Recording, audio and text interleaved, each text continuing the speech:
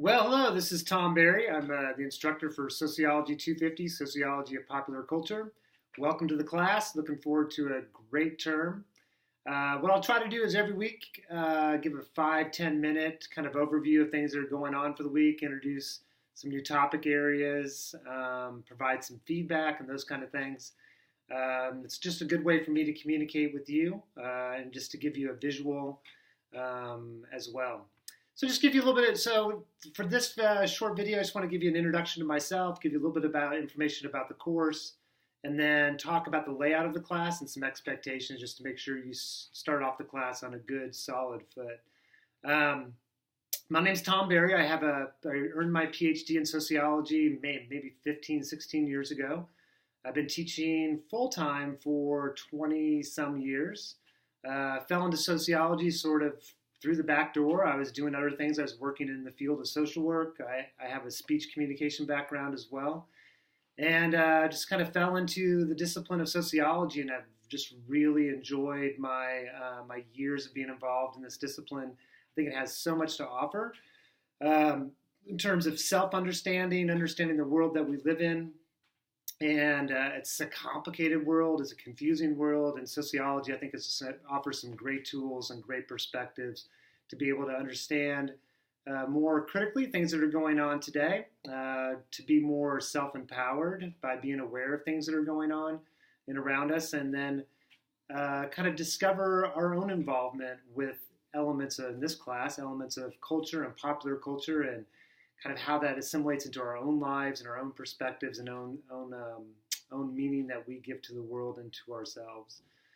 So a little bit about the class. This is a sociology of pop culture. It's a serious course. It's a serious examination of an area of life where we spend a lot of our time. If you look at, data points on how much time people spend on various media platforms every day, whether that's social media or TV, radio, whether that's streaming shows, watching shows on Netflix, HBO, Showtime, whatever the medium may be, whether that's spending time on social media, we spend a lot of time in the mass-mediated world. And unfortunately, it's one of those things that we spend so much time in it, but we don't have the tools necessarily to more critically reflect on what we're being exposed to, how that may be impacting us, and sort of how we can just sort of think through the environment that we're in, think through it in a more critical, more beneficial, and in a way that empowers us more to become more informed consumers of media.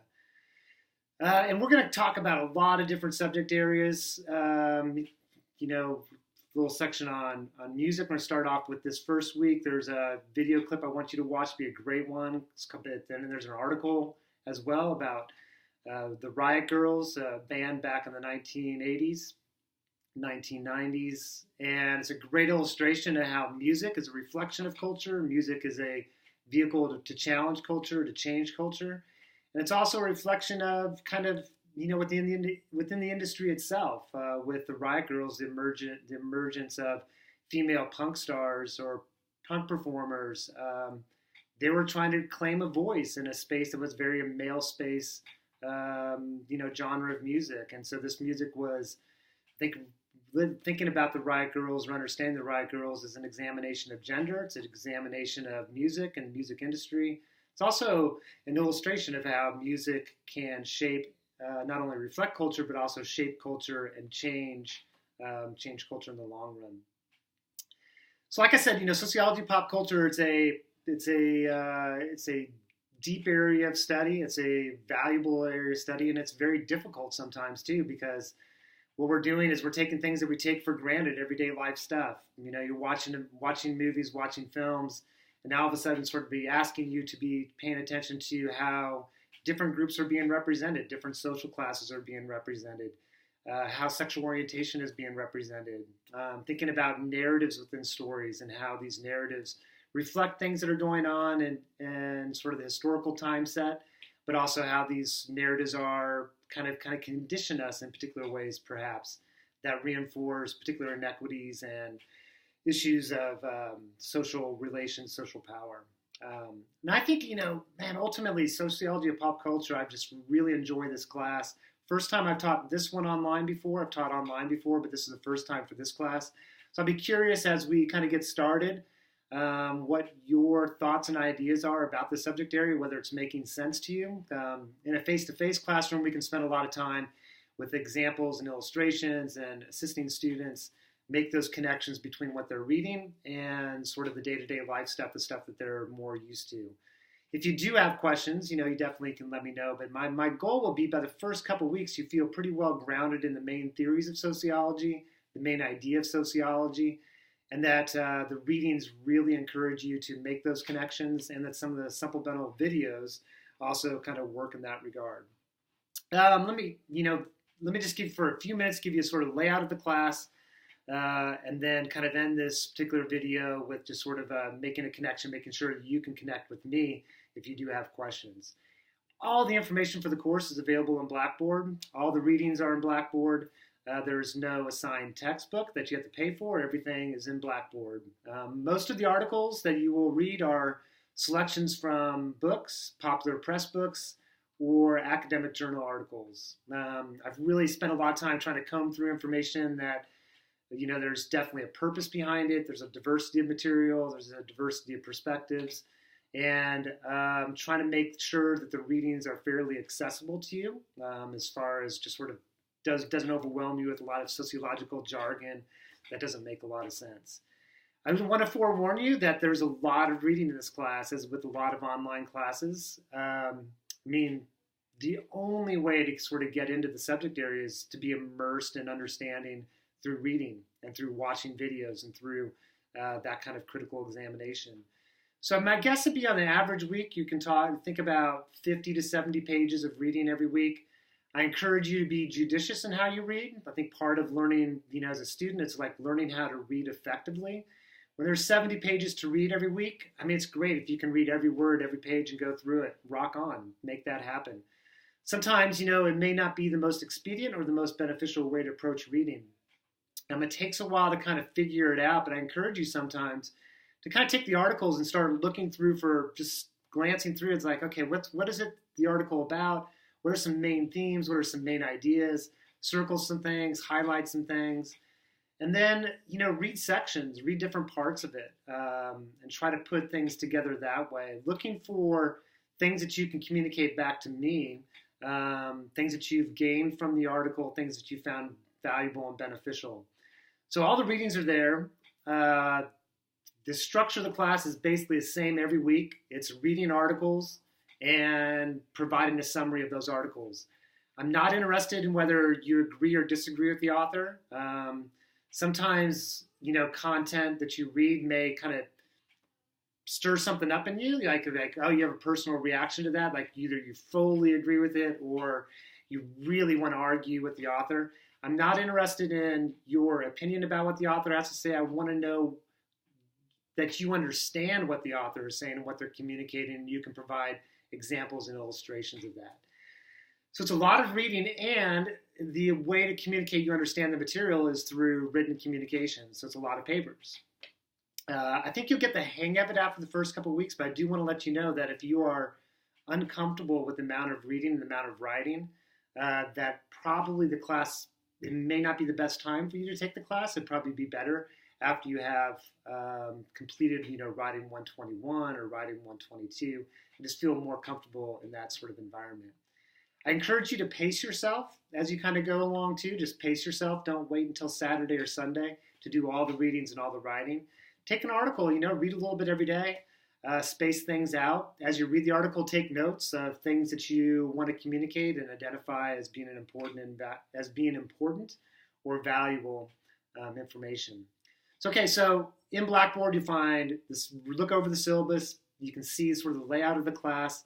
There's some other information I put there as well in Blackboard. If you go down on the left-hand side of the course menu item, you'll see a schedule for the week, like weekly. I think it says weekly activities, I think, in this class, like weekly activities or something like that. Weekly schedule, maybe. Click on that and you'll go to week 1. Go to week 1 and open up that folder, and you'll see some, you'll just see information there. I encourage definitely look through all that information that's there. And that'll give you an understanding as far as, okay, here's what I need to do. I need to read these articles. Here's the format for the write-up. I provided an example and illustration of that as well. And I think, I thought I made sure that everything is there that you can understand, after you read through it, that you'll go, okay, I got a pretty good idea of what's expected. I know the format. Here's what I need to do. And there's no confusion there. My goal is to alleviate. I don't want you to have any of that confusion. Now, the reality is you're probably the first week or two, you're going to be a little bit like, oh man, is this right? Am I on the right track? And I think after the first couple of weeks, it'll be a lot more smoother sailing. It's just kind of figuring out, navigating a new course, trying to make sure you understand what the expectations are and sort of what the requirements are. But go through all that information in Blackboard. I think that will be really helpful. Drop me an email, after you go through all that information. If you still have questions, drop me an email. If you want me to give you a phone call, I'll give you a phone call and we can talk on the phone. Sometimes that's faster and more convenient, so feel free to do that as well.